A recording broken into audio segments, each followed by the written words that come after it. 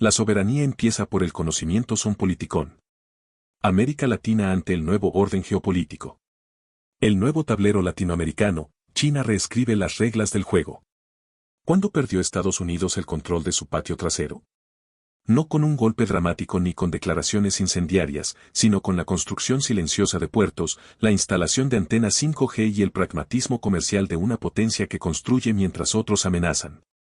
La cifra es elocuente. China concentra más de la mitad de las entregas navales globales y supera el 70% del order book mundial en construcción naval. Estados Unidos tiene una participación marginal en construcción comercial. Entre ambos extremos se escribe la historia de cómo América Latina dejó de ser zona de influencia exclusiva para convertirse en el tablero donde Beijing mueve sus piezas con la paciencia estratégica que caracteriza al pensamiento oriental. La reciente llegada de Donald Trump a su segundo mandato encuentra una región profundamente transformada, donde los gritos desde Washington ya no bastan para revertir 15 años de inversión sistemática china. Desde una perspectiva geopolítica, la influencia no se mide en discursos sino en acero y concreto. El megapuerto de Chancay en Perú, inaugurado en noviembre de 2024 con inversión inicial superior a $1.300 millones y planes de expansión que podrían triplicar esa cifra, reducirá el tiempo de tránsito marítimo entre América del Sur y Asia de 35 a 25 días. No es casualidad que COSCO, empresa estatal china, lo opere. Quien controla los puertos controla el flujo de mercancías, y quien controla el flujo de mercancías controla el comercio mundial. Estimaciones académicas sitúan los proyectos chinos de infraestructura en América Latina entre 2005 y 2024 en torno a $130.000 millones, concentrados en ferrocarriles, hidroeléctricas, metros urbanos y conectividad digital. El contraste es instructivo. Washington amenaza con aranceles, Beijing firma contratos. En primer lugar, conviene entender algo antes de celebrar o lamentar esta reconfiguración. La dependencia del siglo XXI no se construye con tanques, sino con servidores, antenas y algoritmos.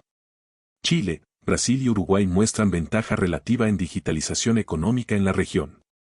¿Con qué infraestructura digital? Proveedores chinos como Huawei y ZTE son actores principales en la infraestructura de telecomunicaciones de Brasil, Argentina, Chile y Colombia. Cuando la red que sostiene tu economía digital depende significativamente de tecnología china, la soberanía tecnológica se convierte en una ilusión cómoda.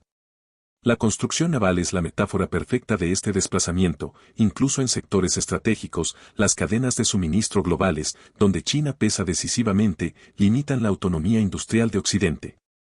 China no solo construye más de la mitad de los barcos del mundo, controla las cadenas de suministro que hacen posible la economía global. Paralelamente, China no solo compite con infraestructura física sino con arquitectura financiera alternativa. Mientras Estados Unidos usa el dólar como arma de sanciones, China ofrece swaps de divisas en yuanes que permiten comerciar sin depender del sistema SWIFT controlado desde Washington. Argentina renovó swap por $5.000 millones con Beijing en abril de 2025, Brasil negocia comercio bilateral en yuanes. La desdolarización no es retórica. Es una realidad gradual que erosiona la palanca histórica del poder estadounidense. Cuando los países pueden comerciar sin pasar por Nueva York, el alcance de las sanciones se reduce proporcionalmente. Desde el punto de vista político, América Latina ofrece a China una ventaja estratégica, la fragmentación ideológica. El mapa político de 2025 muestra una región dividida entre gobiernos de izquierda y de derecha, sin capacidad de coordinación efectiva. Para Beijing, esto no es problema sino oportunidad. China no pregunta por sistemas políticos, derechos humanos ni condiciones democráticas.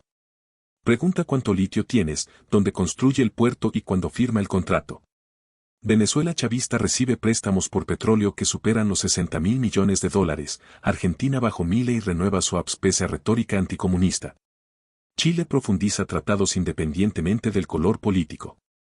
El pragmatismo chino neutraliza la ideología latinoamericana.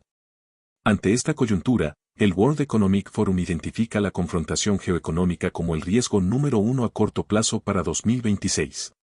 América Latina se encuentra entre una potencia que busca recuperar influencia mediante aranceles y amenazas y otra que ya instaló la infraestructura física y digital que define la economía del siglo XXI.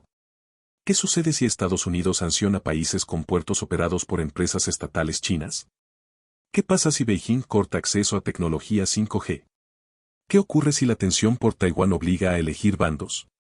Las regiones atrapadas entre potencias en conflicto no negocian condiciones, las sufren.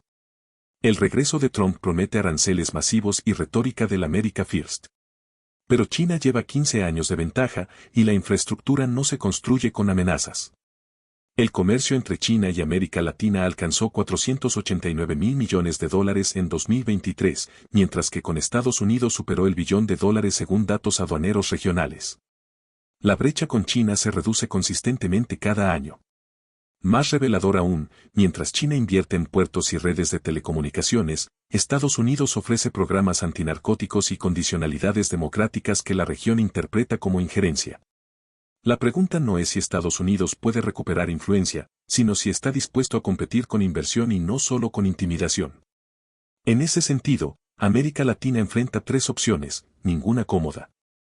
Puede alinearse con Estados Unidos y arriesgar aislamiento de mercados asiáticos, puede alinearse con China y enfrentar sanciones occidentales. O puede intentar un balance pragmático que requiere coordinación regional inexistente. CELAC es declaración de intenciones sin capacidad ejecutiva, UNASUR colapsó por rivalidades ideológicas, la Alianza del Pacífico y Mercosur compiten en lugar de complementarse. Cada país negocia por su lado, debilitando el poder colectivo. China lo aprovecha, Estados Unidos se frustra. Guatemala ilustra esta dinámica, depende de remesas estadounidenses que representan cerca del 19% de su PIB según datos de 2024. Mantiene relaciones diplomáticas con Taiwán en coherencia con su tradición democrática, pero enfrenta una contradicción práctica. China se ha consolidado como actor comercial de primer orden sin vínculos diplomáticos formales. Esta esquizofrenia geopolítica no es sostenible, y cuando colapse, no será Guatemala quien decida los términos. La historia nos ha enseñado que las regiones fragmentadas no negocian, son negociadas. Europa aprendió tras 2 guerras mundiales y construyó instituciones que le dan voz común. Asia desarrolló mecanismos que permiten a países pequeños como Singapur proyectar influencia desproporcionada. América Latina repite el patrón del siglo XIX, fragmentación, rivalidades y subordinación a potencias externas. La respuesta no está en Washington ni en Beijing. Está en Buenos Aires, Brasilia, México, Bogotá y Lima. ¿Estamos dispuestos a asumirlo? Si América Latina no construye capacidad de negociación colectiva, no será protagonista del nuevo orden, será su campo de batalla. La diferencia entre ambos escenarios no es semántica, es existencial. Continuará.